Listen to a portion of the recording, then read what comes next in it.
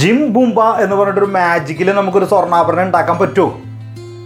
നമ്മുടെ ഇന്നത്തെ വീഡിയോ ഞാൻ ചെയ്ത പണിക്കൂലി എന്ന വീഡിയോയിൽ കുറച്ച് കമൻസ് എനിക്ക് വന്നു. അതിൽ പൊതുവായിട്ടുള്ള ഒരു കമൻസിനെ കുറിച്ചുള്ള അതിൻ്റെ ഉത്തരം ഞാൻ പറയാൻ ശ്രമിക്കാം. അതേ, എൻ്റെ വീഡിയോ കുറച്ച് ലെങ്തിയാണ്, സ്കിപ്പ് ചെയ്യാണ്ട് കണ്ടോളൂ കേട്ടോ. പൊതുവായിട്ടുള്ള ഒരു സംശയം ഇതാണ്: 2010 കാലഘട്ടങ്ങളിൽ ഒരു പവന് 20,000 രൂപ വില, അതിന് 10% പണിക്കൂലി കടക്കാർ ഈടാക്കിയാൽ 2,000 രൂപയാണ് പണിക്കൂലി വരുന്നത്. ശരിയാണ്.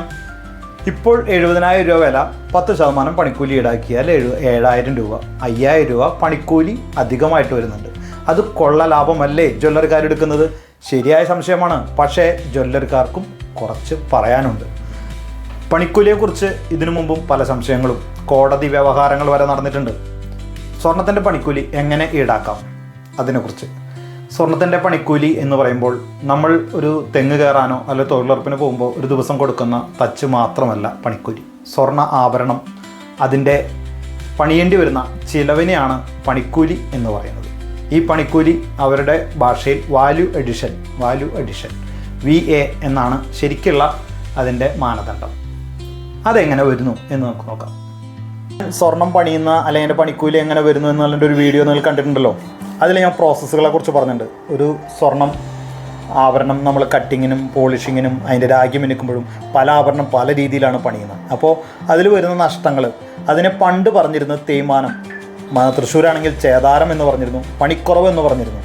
ഈ വക സാധനങ്ങൾ പറയുന്നത് ഇതിൻ്റെ നഷ്ടം തന്നെയാണ്. നമ്മൾ ആഭരണം പണിയുമ്പോൾ പൊടികളായി നഷ്ടപ്പെടുന്നു. അത് ചിലപ്പോൾ എയറിലൂടെ പാസ് ചെയ്യാം, ചിലപ്പോൾ നമ്മുടെ ശരീരത്തിലൂടെ തന്നെ പുറത്തേക്ക് പോകാം.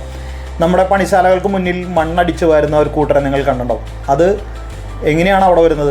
അകത്ത് പണിയുമ്പോൾ പുറത്തെങ്ങനെ പൊടി സ്വർണം വരുന്നത്? അവർക്കത് മണ്ണ് വരിച്ച് സ്വർണം കിട്ടുന്നുണ്ട്. അത് ഇങ്ങനെ നഷ്ടപ്പെടുന്ന സ്വർണ്ണമാണ്. അത് നമുക്ക് പണിയേണ്ടി വരുന്ന ചെലവിൽ ഉൾപ്പെടുത്തുന്നതാണ്. എന്നാൽ ആ പൊടി സ്വർണം നഷ്ടപ്പെടുന്ന സ്വർണത്തിൻ്റെ അന്നത്തെ വാല്യൂ അന്ന് 20,000 രൂപ ആണെങ്കിൽ വളരെ തുച്ഛമാണെങ്കിൽ, ഇന്ന് 70,000 ആണെങ്കിൽ ആ സ്വർണം നഷ്ടപ്പെടുന്നതിൻ്റെ വില അതിഭീമമാണ്. അത് പണിക്കൂലിയിൽ ഉൾപ്പെടുത്തിയാണ് നമ്മൾ ഇപ്പോൾ വാങ്ങിക്കുന്നത്. പിന്നീട് പല ആഭരണങ്ങൾക്കും പല രീതിയിലുള്ള ഇമ്പോർട്ടഡ് ആയിട്ട് വരുന്ന സിംഗപ്പൂർ ആഭരണങ്ങളുണ്ട്, വിയറ്റ്നാമി ആഭരണങ്ങൾ, ഇറ്റാലിയൻ എത്നിക് ആഭരണങ്ങളുണ്ട്. ഇതിനൊക്കെ മേക്കിംഗ് ചാർജ് പല രീതിയിൽ അപേക്ഷിച്ചിരിക്കും. ഇമ്പോർട്ട് ഡ്യൂട്ടി കൊടുത്ത് വരുന്ന ആഭരണങ്ങളല്ലേ. ഒരു കാര്യം കൂടി ശ്രദ്ധിക്കുക, ഇന്ന് പണിക്കൂലി 10% വാങ്ങിക്കുന്നവർ വളരെ വിരളമാണ്. നിങ്ങൾ പണിക്കൂലി എല്ലാം അന്വേഷിച്ചിട്ട് കടകളിൽ നിന്ന് വാങ്ങിയാൽ മതി. പക്ഷേ ഇത്രയധികം പണിക്കൂലിയൊന്നും ആരും കൊള്ള ലാഭം ഉണ്ടാക്കുന്നില്ല എന്നതാണ് സത്യം. പണിക്കുറവിനെ കുറിച്ച് മാത്രമേ പറഞ്ഞുള്ളൂ. ഇനി പണിക്കൂലി കിടക്കുന്നുണ്ട്. ഓരോ ആഭരണം അതിൻ്റെ ഓരോ പ്രോസസ്സിലും നമ്മൾ കൂലികൾ കൊടുത്തു തന്നെയാണ് ചെയ്യുന്നത്. ഡൈ അടിക്കണം, കളറെടുക്കണം, അങ്ങനെ പല മേഖലകളിലും നമ്മൾ പൈസ കൊടുത്തിട്ടാണ് ഈ ആഭരണം ആക്കി കൊണ്ടുവരുന്നത്. അത് പോളിഷ് ചെയ്ത് നല്ല കുട്ടപ്പനായി കടയിൽ വരുന്നവരെ അതിന് ഓരോ ഭാഗത്തും നമ്മൾ ചിലവ് ചെയ്യുന്നുണ്ട്.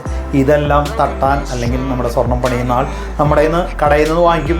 അതിൽ നിന്നൊരു പ്രോഫിറ്റ് ഇട്ടിട്ടാണ് നമ്മൾ ഒരു ജ്വല്ലറി, ഒരു ആഭരണം കടയിൽ വിൽക്കുന്നത്. ഓക്കെ, ഇപ്പോൾ ക്ലിയർ ആയെന്ന് ഞാൻ വിചാരിക്കുന്നു.